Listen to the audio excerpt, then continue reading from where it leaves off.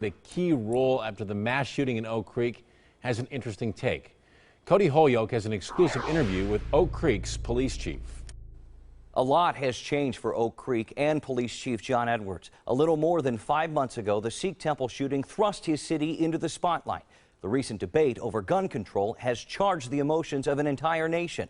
The chief believes it's time to take a breath. The discussion should happen, but there are still other issues. Chief John Edwards knows how the depth of hatred can lead to utter tragedy.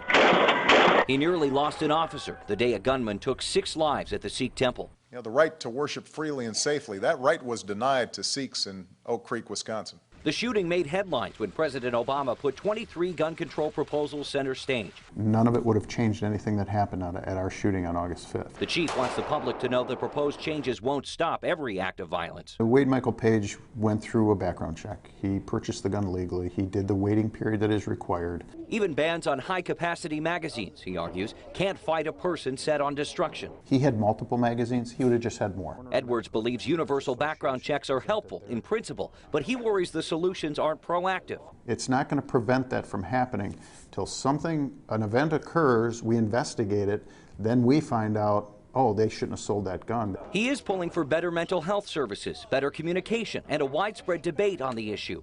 In the end, Edwards wants a discussion before action. We have to decide as a society, what are we willing to give up? Chief Edwards' experiences and views are catching the eyes of government leaders in Washington. He'll sit down with the Secretary of Homeland Security later this month. On your side, Cody Holyoke, today's TMJ4.